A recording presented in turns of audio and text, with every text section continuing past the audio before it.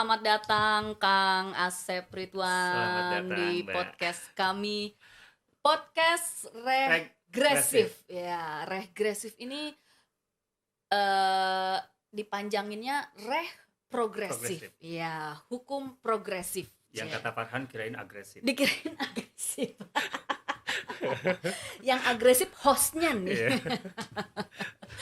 Biasa emang kalau anak-anak FH itu biasanya agresif ya, tapi dalam mempraktekannya harus progresif. Terima kasih sebelumnya saya mengucapkan Sama-sama. atas kesediaannya untuk hadir di podcast kami yang pastinya akan menambah wawasan buat para pemirsa dari podcast ini. Sebelumnya saya perkenalkan dulu nih siapa yang hadir di hadapan saya. Beliau ini Kang Asep Ridwan, walaupun beliau ini sudah jadi advokat, karena banyak advokat itu orang Batak, Kang. Iya. Iya, jadi lekat sekali kalau saling memanggil abang biasanya. Ada karikatur yang dimana hakim semua advokat itu orang Batak, tapi Iya. ada satu nama Asep. Oh ya, Saya pernah lihat itu. iya ada satu orang Sunda ya. Betul. Tapi di sini saya memanggil Kang, sekali-kali Kang, karena setiap hari saya selalu mendengar Bang. Iya. Kalau banknya ada bunga depositonya sih nggak apa-apa ya Kang. Jadi beliau ini seorang lawyer yang cukup senior, sukses di bidang corporate law ya Kang ya. Ya. Kemudian juga beliau ini juga pakar dari hukum persaingan usaha. Kita akan ngobrol-ngobrol seputar itu. Sebetulnya nih Kang, sebelumnya nih Kang, sebelum kita ngobrol panjang, saya ingin tahu dulu nih awalnya apa sih yang membuat Kang Asep ini tertarik dengan bidang hukum? Bidang hukum atau lawyer? Bidang hukum dulu. Iya. Kan Iya. sebelum jadi lawyer, Betul. Kang Asep kan menempuh Iya. pendidikan di Fakultas Hukum. Ya. Baik. Jadi ceritanya kenapa saya tertarik di bidang hukum Iya. dan kenapa memilih Undip. Mm-mm.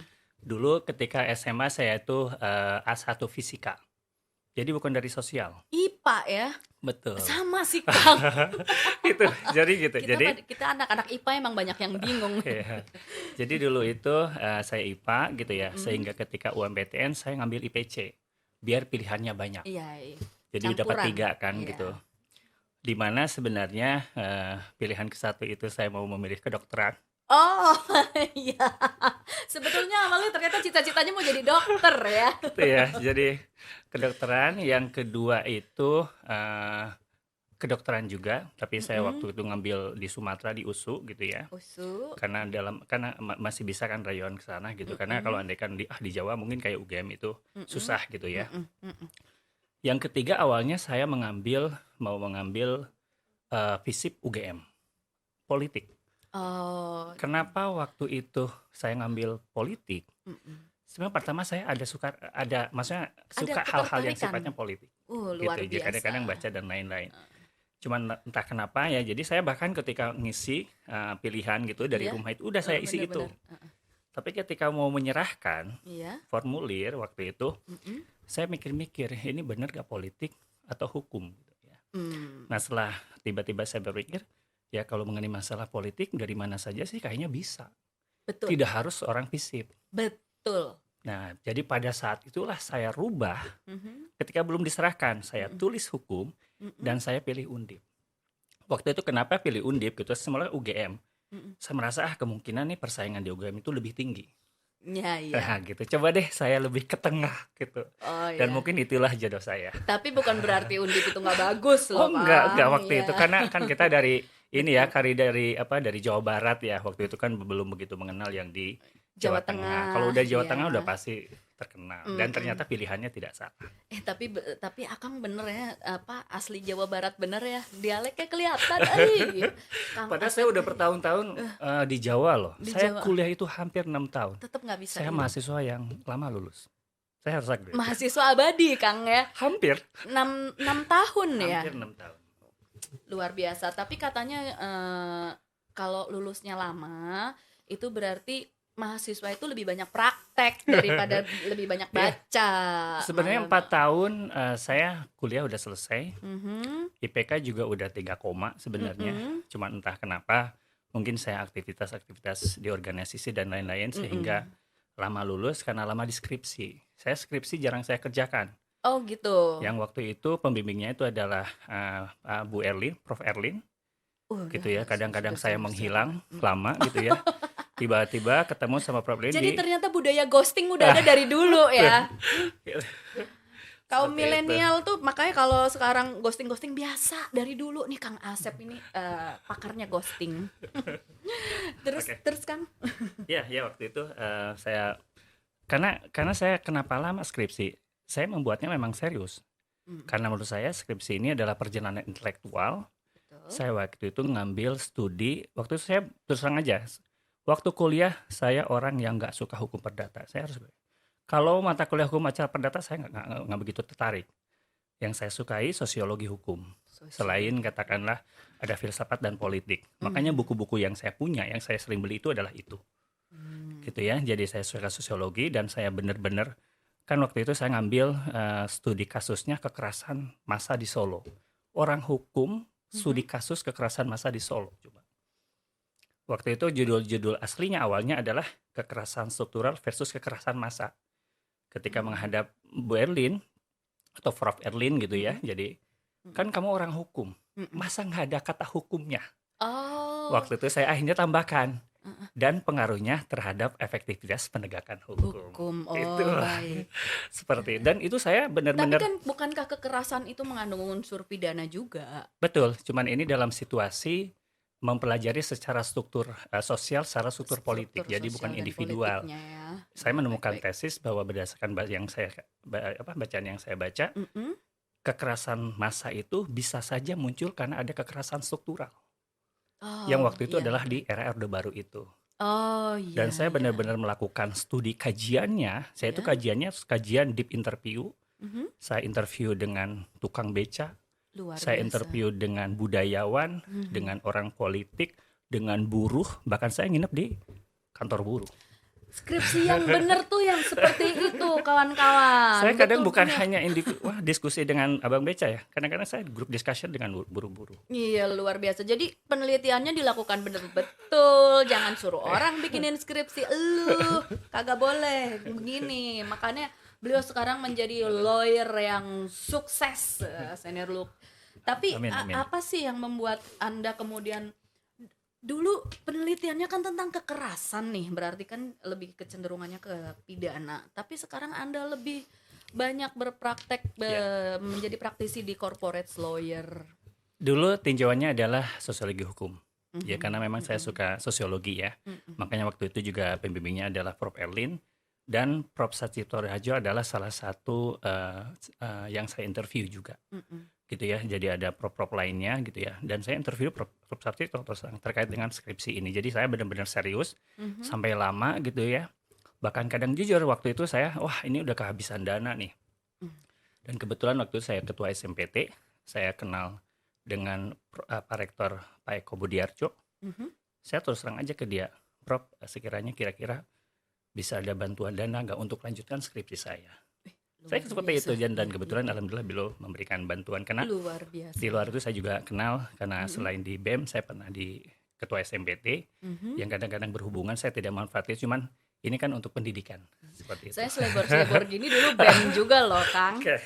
BEM juga dulu saya. Itu jadi mengenai masalah. Nah sekarang kalau tadi mengenai masalah tertarik dunia corporate ya. Pada saat saya mahasiswa gitu ya, saya sama sekali jadi advokat itu, termasuk apalagi ini corporate lawyer gitu ya. Pada awal itu adalah belum terlintas di pikiran saya. Kenapa gitu ya? Karena tadi saya kecenderungan bacaan saya seperti itu gitu ya.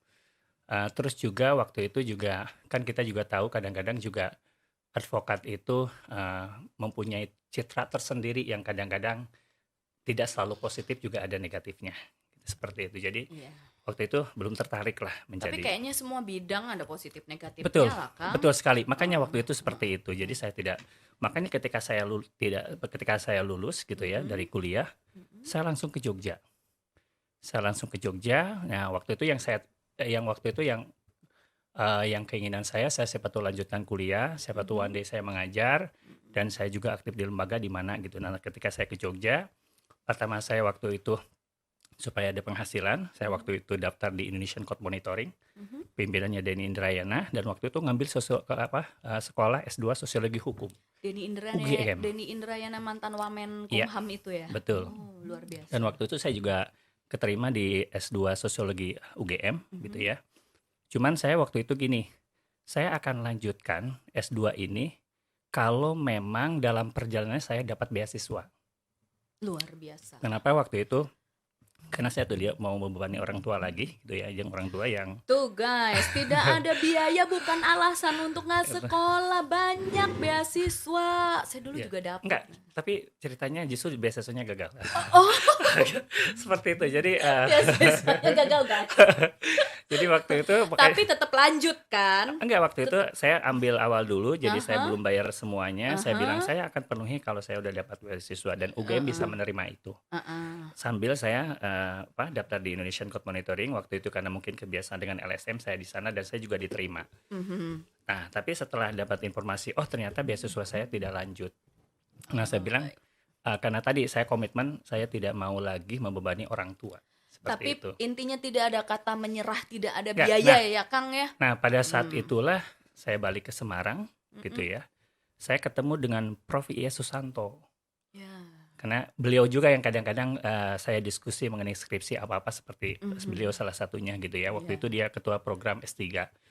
Nah, pada saat itu beliau nanya gitu. Beliau menyatakan, ini ada orang-orang yang nyari dari Jakarta ingin cari junior lawyer. Dan saya nunggu-nunggu kamu. Luar biasa. Saya juga nggak tahu ya, saya berkunjung ke beliau gitu ya. Justru pada saat beliau pun mencari-cari saya gitu ya. Saya nggak tahu waktu itu ngasih nomor HP atau nggak punya HP, saya lupa gitu ya. Tahun berapa Kang itu Kang? Sebentar. Itu awal 2000-an lah. Awal 2000-an ya. Kan HP masih yang gede-gede gitu ya Kang ya. Iya betul. Jadi waktu itu ketemu dengan Prof. I.E. Susanto. Gitu intinya, jadi ada mahasiswa S3 dia gitu ya, yang di Jakarta yang dia membuka kantor hukum. Dan dia ke Prof. Susanto meminta siapa sih mahasiswa yang udah lulus yang perlu atau bisa saya hire lah seperti itu, dan Prof. Susanto merekomendasikan saya. Luar biasa. Nah, justru pada saat itulah saya terpikir, why not jadi lawyer? Ya. Nah, jadi perjalanan lawyer saya itu di sana. Tahun berapa itu Kang? Itu saya kalau nggak salah 2001 atau 2002 ya, 2002 lah sekitar itu. Luar biasa, saya belum lulus itu Kang. Baru masuk gitu ya. Jadi udah semester 4 lah. Iya. Jadi itulah yang membuat saya langsung ke Jakarta waktu itu. Waktu saya bilang, saya dikasih nomor kontaknya, saya telepon, Pak gimana ini saya perlu ngajukan lamaran atau tidak? Enggak, kamu langsung ke sini aja. Luar biasa. Jadi saya langsung ke Jakarta gitu ya. Terus waktu sampai Jakarta, saya belum cari kos gitu ya. Sudah, kamu tidur di kantor aja dulu. Itu perjalanan awal gitu ya. Jadi saya di lawyering. Oh, luar biasa. Gitu. Terus corporate lawyer itu ngapain aja sih Kang? Biar calon-calon junior lawyer dan junior lawyer juga bisa memahami nih. Ya, jadi kan gini. Kalau kita ke definisi advokat gitu ya, kan di sana disebutkan bahwa advokat itu adalah seseorang yang memberikan jasa hukum baik di dalam pengadilan maupun di luar pengadilan. Betul. Jadi yang namanya advokat itu bahkan hanya sekedar orang yang biasa sidang. Betul. Karena sebenarnya di luar pengadilan pun itu banyak membutuhkan jasa advokat. Nah, jadi konteks corporate lawyer sebenarnya esensinya adalah bisa dua hal gitu ya. Pertama adalah memang para lawyer yang dalam prakteknya itu tidak melulu di pengadilan, atau bahkan dia lebih terfokus sebenarnya di luar pengadilan. Berupa apa? Kayak transaksi-transaksi, terus project finance. Transaksi maksudnya gimana? Legal drafting? Iya, jadi pertama bisa aja corporate action. Corporate action itu either kayak mau merger, akuisisi, konsolidasi. Terus kayak dia mau mengadakan transaksi loan agreement Oke. atau mau leasing agreement atau Oke. dia mau sewa menyewa pesawat Oke. atau juga banyak selain establishment of the company atau dia mau Mm-mm. IPO Mm-mm. kayak gitu. Jadi intinya bahwa memang lawyer-lawyer yang memfokuskan pada hal-hal yang sifatnya di luar pengadilan. Iya, Dan di Jakarta itu sangat banyak. iya, iya. Karena kalau kita lihat Ya. firm-firm yang jumlah lawyernya banyak di Jakarta, Ya. itu rata-rata adalah corporate law firm. Oh iya. Ya, yang kedua bisa didefinisikan dalam arti lawyer yang memang menangani perkara-perkara korporasi, Iya. yang basis kliennya itu adalah korporasi, jadi bukan Iya. individu. Iya. Jadi either, sekarang dalam konteks sekarang yang namanya corporate law firm itu ya, Mhm. dia tidak hanya menyediakan jasa yang sifatnya tadi bahwa non litigasi, tapi juga dia ada litigasinya. Baik. Karena dalam konteks full service law firm seperti Coba itu. kebetulan ada pakar korporasi ini. Saya ingin sekali deh Kang Asep ini menjabarkan apa sih sebenarnya definisi korporasi itu sendiri. Ya, korporasi itu kan kata lainnya sebenarnya kan perusahaan. Betul. Jadi perusahaan gitu ya. Mm-mm. Jadi kalau kita basisnya diaturnya kan di UPT. Undang-undang perseroan terbatas. Perseroan terbatas. Oke. Kalau dia udah berbentuk TBK, dia bisa undang-undang pasar modal gitu ya. Tapi walaupun banyak varian lah gitu ya. Tapi kalau kita ke hukum kebendaan atau katakanlah hukum dagang, selain PT juga kan ada bentuk-bentuk lain. Ya. Kayak firma CP dan lain-lain. CP, ya. Tapi dalam konteks lawyering gitu ya. Ya tadi itu sebenarnya berbentuk perseroan terbatas. Perseroan Either terbatas. PT biasa atau PT terbuka gitu. Dengerin tuh Seperti guys. Gitu. Oke. Jadi di luar korporasi tentunya Kang Asep juga berpraktek di litigasi juga ya. Ya. Bisa diceritain nggak tuh apa lebih menantang di mana atau lebih ribet di korporasi atau lebih ribet di litigasi, gimana nih Kang? Ayo Kang ceritakan. Nah, jadi saya ada di corporate law firm di AHP gitu ya. Tapi memang spesialisasi bidang saya justru litigasi. Oh baik. Gitu ya. Jadi kenapa tadi bahwa corporate law firm itu dia bukan hanya menangani yang sifatnya non litigasi, tapi dalam konteks full service dia juga ada litigasinya. Jadi gitu. Nah, jadi awalnya ketika saya di law firm yang sebelumnya, saya menangani baik sifatnya perkara corporate maupun litigasi. Jadi saya do deal, syndication loan dan lain-lain saya tangani. Nah, cuman saya dalam perjalanannya gitu ya, kok saya merasa lebih tertarik litigasi. Kenapa? Nah, jadi mungkin ini lebih ke passion ya, lebih ke jadi maksudnya gini. Passion berantem. Jadi gini. Jadi tapi juga jangan dibilang bahwa corporate lawyer itu atau non litigasi itu nggak ada sisi menariknya. Jangan juga sebenarnya. Kenapa? Karena gini ya. Itu ada tantangan sendiri, ada challenging sendiri lah gitu ya. Dan ada ciri khas tersendiri. Contoh gini. Kalau andaikan kita katakanlah berperkara di pengadilan gitu ya. Masalah ujung-ujungnya win on lose-nya kan sebenarnya sama hakim. Betul. Ada dalam konteks bahwa orang litigasi kenapa seperti ini karena memang hakim memutuskan itu dia jadi bisa menyalahkan ke orang lain. Tapi dalam konteks non litigasi gitu ya, ada kesalahan transaksi, tanggung jawab ada ketika ada kesalahan advice, ketika ternyata ada pemberian servis hukum yang menimbulkan kerugian terhadap klien, dia tidak bisa menyalahkan orang lain. Jadi sebenarnya tapi sebenarnya gini, kalaupun dia tidak bisa menyalahkan orang lain, dia bisa dituntut nggak? Atas kerugian yang terjadi karena false advice itu. Iya, kalau andaikan dia dianggap sebagai dia terbukti malpraktek. Iya. Ternyata dia malprakteknya apa? Boleh dijabarin nggak? Malpraktek itu kan sebenarnya jadi dia memberikan jasa hukum yang memang salah dan bisa menimbulkan kerugian terhadap lain. Dia tidak sesuai. Nah, jadi malpraktek ya. Jadi kalau alihkan maladministrasi kan administrasi yang buruk. Oke, maladministrasi. Kalau dokter itu malpraktek kan contohnya misalkan bukan dokter bedah tapi ngebedah. Ya, betul. Nah, ini kalau malpraktek dalam artinya dunia advokat gimana? Dia memberikan jasa hukum yang salah yang bisa menimbulkan kerugian terhadap pihak yang lain. Yang salahnya di mana? Heeh. Bisa di konten dari advice-nya. Gitu ya. Dari konten advice-nya ternyata dia memberikan katakanlah pendapat hukum berdasarkan ini harusnya ke sini. Jadi berdasarkan analisa dia, berdasarkan ketentuan yang ada gitu ya, maka dia menyarankan pilih option A. Padahal sebenarnya ada ketentuan lain gitu yang bahkan lebih jelas bahwa pilihan option A itu tidak bisa dilakukan. Artinya kan dia sebagai lawyer kan harus dianggap tahu hukum. Iya. Ya, ketika ternyata hukum tidak mengatakan seperti itu, terus hukum malah ada ketentuan yang lain. Iya. Nah, jadi dalam konteks kategori itu kan dia bisa secara kan dia harus mempunyai tanggung jawab dong, karena Betul, kan yang mengenai masalah kecuali kalau ternyata saya menganalisa berdasarkan fakta-fakta yang ada, tapi analisa saya ternyata berdasarkan fakta yang diberikan oleh klien salah. Nah, itu lain lagi. Ya, Karena biasanya kita ada kualifikasi, ya, kita ada assumption ya. Artinya keterangan yang diberikan Betul kepada kita. kan gitu. Makanya itu kita tidak dalam valid. memberikan advice pun ada assumption-nya. Assumption dokumen yang diberikan itu benar. Benar. Oke. Ada sesuai asli. Ternyata dokumennya palsu. Oh, itu bukan kesalahan lawyer. Iya, seperti itu. Iya. Kalau sisi itunya gitu. Iya, Tapi dengerin dari tuh, sisi teman-teman. kontennya, makanya kenapa perlunya kehati-hatian dalam memberikan advice. Dan Ya. itu dalam konteks memberi advice untuk nabrak tiang listrik itu udah jelas salah ya. Oh iya. Karena tadi termasuk untuk memberikan advice untuk melanggar hukum. Ya, saya nggak nyebut nama loh.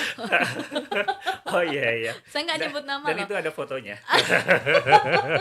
Itu ada itu kan. Iya. Lu nabrak tiang listrik, besok lu benjolnya segede bakpao gitu. Salah itu termasuk dalam malpraktek di dunia advokasi ya, Kan Kang, gini, ya? kan tujuan lawyer itu kan dianggap pertama adalah sebagai officium noble, profesi yang terhormat. Iya, officium noble. Kedua, dia dalam melakukan prakteknya dia harus sesuai dengan koridor hukum yang ada. Ya.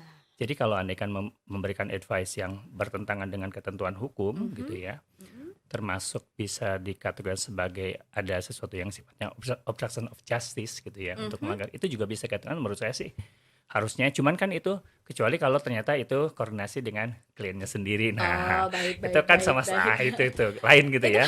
Ini kan dalam konteks ada orang yang bertikat baik, meminta advice gitu ya. Tapi ternyata kita memberikan advice yang kalau koordinasi sama kliennya sendiri kesalahan ditanggung bersama gitu ya. Iya, itu artinya ada konspirasi gitu. Jadi lanjut Kang,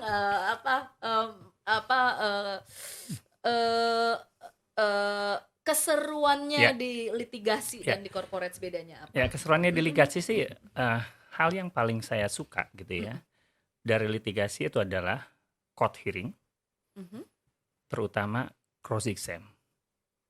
Cross exam itu kayak pemeriksaan saksi, ahli, dan karena di sana ada perdebatan, di sana ada diskusi. Jadi di sanalah hukum itu hidup. Nah, jadi itulah kenapa saya suka lebih banyak di litigasi gitu ya. Makanya ketika saya pindah ke AHP gitu ya, saya langsung memfokuskan di litigasi. Karena di AHP kan ada banyak practice group ya, ada banking and finance, ada capital market, project finance, ada competition dan lain-lain gitu ya. Tapi saya fokus di litigasi, walaupun termasuk juga competition ya, termasuk competition litigation seperti itu. Karena begitu hidupnya hukum itu di sana. Berdebat, gitu ya. berantem. Berantem dengan cara yang fair, ada hakimnya soalnya. Betul, ya kan, Kang? Betul. Tidak debat kusir ya. Iya. Tapi kalau di litigasi itu kan kita berdebat antar lawyer dan lawyer ya, Kang ya. Kalau kadang-kadang itu Kang, kalau lawyer yang kalah itu bisa nggak sih diasumsikan bahwa dia memberikan advice yang salah? Ya, kalau itu kan bukan dari sisi advice, tapi bagaimana dia tata cara menangani perkara ya.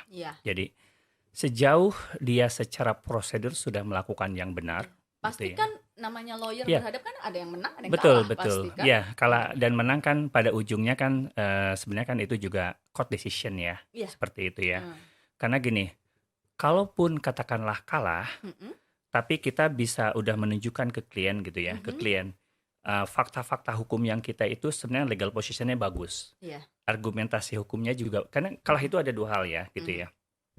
Bisa aja kenapa? Karena secara case positionnya memang agak lemah.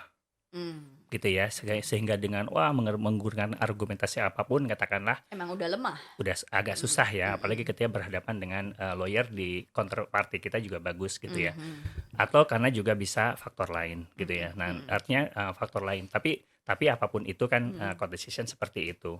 Intinya gini, kalaupun kalah gitu ya, tapi kita udah bisa menunjukkan ke klien gitu ya, ini argumentasi kita sudah bagus sebenarnya, pengungkapan fakta-faktanya itu sudah bagus gitu ya. Nah dalam konteks demikian bisa aja klien juga bisa menerima gitu ya. Jadi kalah bukan karena kesalahan kita. Jadi kenapa bukan kesalahan kita? Kita udah mapping nih, perkaranya seperti ini, strength and weakness seperti ini, fakta-faktanya seperti ini. Secara teoris harusnya kita mempunyai posisi yang bagus seperti itu ya. Tapi kalau memang kalah ya bisa aja ya, kan semua bagaimanapun kan ujung-ujungnya adalah hakim yang memutus ya, seperti itu. Ya, baik. Jadi dalam konteks itu jadi kalah dan menang itu meskipun gitu ya, tentu saja menang sesuatu yang memang diharapkan, dicari dan diusahakan. Tapi kan tadi bahwa kalah pun itu kalau di stage pertama kalah kan belum tentu juga di stage berikutnya, karena ada step level-level lainnya lagi. Soalnya banyak juga Kang di lapangan itu terjadi klien kalau lawyernya kalah dia nuntut uangnya balik. Lu nipu gue, gue kalah. Ya. Mungkin dia begitu juga. Mungkin dia di awal menjanjikan kemenangan. Itu yang tidak boleh dilakukan oleh lawyer itu tidak sesuai Kang, dengan kode etik. Ya, itu yang tidak boleh dilakukan nih calon lawyer atau lawyer muda, diingat-ingat tidak boleh menjanjikan kemenangan ya pada klien. Tetap aja kita mengusahakan yang terbaik. Terus Kang sebagai pakar dari hukum persaingan usaha, cerita dong Kang tentang persaingan usaha di Indonesia seperti apa? Nah jadi persaingan usaha ini kan sebenarnya bisa disebut lama juga disebut bisa aja baru itu kenapa? Karena undang-undangnya sendiri yang secara kodifikasi itu kan ada tahun 99 setelah era reformasi gitu ya. Meskipun dari sekarang ternyata udah dari 20 tahun gitu ya. Tapi secara masuknya memang tradisi hukum baru. Kenapa? Karena kalau andekan di Amerika, di Jepang itu kan udah hampir 100 tahunan gitu ya, udah lama gitu ya. Ketika ada era reformasi barulah muncul. Kenapa waktu itu muncul? Karena kan ada fenomena monopolisasi. Iya, seperti itu. Jadi era reform, walaupun ada yang bilang, oh itu pesanannya IMF di letter of intent gitu ya. Tapi memang terlepas dari itu, di sana memang ada kebutuhan untuk anti monopoli itu, seperti itu. Jadi secara undang-undang, saya tertarik di competition itu memang karena sejak lama tahun 2004-2007 lah udah mulai menangani perkara persaingan usaha. Di mana di sana masih jarang lawyer yang menangani gitu ya, masih sedikit, dan secara expertise juga belum banyak gitu ya, karena dianggap bidang baru seperti itu. Nah cuman kenapa saya tertarik gitu ya, saya tertarik kenapa? Karena jadi perkara itu kan ada di ranah hukum bisnis juga gitu ya. Yang kedua, ketika kita setiap menangani perkara persaingan usaha, selalu ada dalam konteks menangani perkara persaingan usaha, kita harus memahami industrinya seperti apa, gitu ya. Dan dalam konteks memahami industri itulah kita selalu mempelajari hal-hal yang baru, gitu ya. Contoh ketika menangani perkara farmasi gitu ya, kita harus memahami dunia farmasi. Baik. Terus kita menangani masalah shipping atau aviation, kita harus memahami industri aviation. Jadi di sana menariknya gitu ya. Yang jadi menariknya, apalagi jadi secara esensi hukum juga memang ini adalah mengenai masalah persaingan. Bagaimana supaya dalam konteks melakukan usaha itu adalah persaingan yang sehat seperti itu. Yang dimaksud dengan persaingan sehat itu yang gimana, Kang? Ya, esensinya jadi gini. Kan tujuan dari hukum persaingan usaha itu apa? Tujuannya supaya dalam kegiatan usaha ada persaingan. Kenapa? Karena dengan adanya persaingan gitu ya, harga akan kompetitif dibanding harga yang dilakukan tanpa adanya persaingan. Bisa kong kali kong atau istilahnya kartel dan lain-lain gitu ya. Dan ini ada sisi dimensi publiknya, karena ketika ada dimensi anti persaingan, yang dirugikan gitu ya bukan hanya pelaku usaha tertentu tapi juga bisa masyarakat. Nah sekarang tadi apa yang dimaksud persaingan gitu ya? Ya kalau kita mengacu ke Undang-Undang Nomor 5 tahun 99, itu di sana ada disebutkan banyak jenis mengenai bentuk-bentuk anti persaingan. Mhm. Ada dari oligopoli pasal 4, Oke, price fixing oligopoli. pasal 5, Ya. ada pasal 6 diskriminasi, Mhm. ada di sana ada juga monopoli, monopsoni, dominan penyalahgunaan posisi dominan gitu ya. Ada penguasaan pasar secara tidak sehat, terus ada kartel. Nah, itulah bentuk-bentuknya. Bentuk-bentuk yang memang diatur bahwa itu adalah hal-hal yang dilarang dalam konteks hukum persaingan usaha Indonesia. Baik. Jadi di sana ada bentuk-bentuknya. Luar biasa, Kang. Nggak terasa nih kita udah mau maghrib ternyata. Tapi luar biasa apa tadi yang disampaikan oleh Kang Asep ini betul-betul memberikan pencerahan kepada kita semua tentang dunia lawyer, corporate lawyer, litigasi, hukum persaingan usaha, luar biasa. Jadi mudah-mudahan ini yang nonton nanti ikut bertambah wawasannya di podcast regresif. Oh iya, dan kawan-kawan jangan khawatir ya. Jadi setiap episode podcast regresif ini, baik host maupun tamunya itu sudah di swab terlebih dahulu dan dipastikan hasilnya negatif, dan kami udah vaksin nih ya Kang ya. Jadi aman, tidak menyalahi prokes. Nah, dan aku juga ngingetin nih buat kawan-kawan semua juga jangan melanggar prokes kalau tidak mau pandemi dan PPKM diperpanjang terus. Ingat ya, kita juga mau kerja susah ya Kang ya. Susah. Yang bisnis susah, lawyernya juga susah. Orang sidang lewat online begitu, ribet bener. Susah. Ya udah Kang Asep, mungkin untuk hari ini cukup. Terima kasih banget atas waktu dan perkenannya untuk hadir.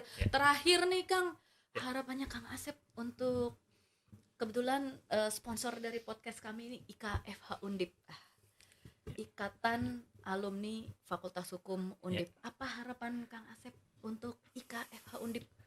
Ya, harapannya sekarang adalah era teknologi. Ya. Dengan era teknologi itu, insya Allah keberadaan IKFH akan semakin merambah kemana-mana. Amin. Jadi kalau dulu itu mungkin bisa aja member yang aktif itu di Jakarta ya. Sekarang dengan teknologi ini bisa di mana-mana, bisa di semua provinsi, bahkan bisa di luar negeri. Jadi intinya harapannya semoga IKFH ini semakin meluas gitu ya, pengaruhnya ke semua alumni yang ada gitu ya. Dan mudahan alumni-alumni yang ada juga semakin merasakan apa manfaat dari keberadaan organisasi ini, di mana saat ini udah mulai terlihat, udah mulai terasa ya, dan sehingga sekarang orang yang mengenal IKFH itu bukan ratusan, tapi sekarang udah ribuan. Luar biasa. Dan mudah-mudahan nanti puluh ribuan berikutnya. Kita amini bersama-sama ya teman-teman. Terima kasih banyak Kang Asep untuk hadir. Kita ketemu lagi di podcast regresif episode berikutnya. Dadah. Terima kasih.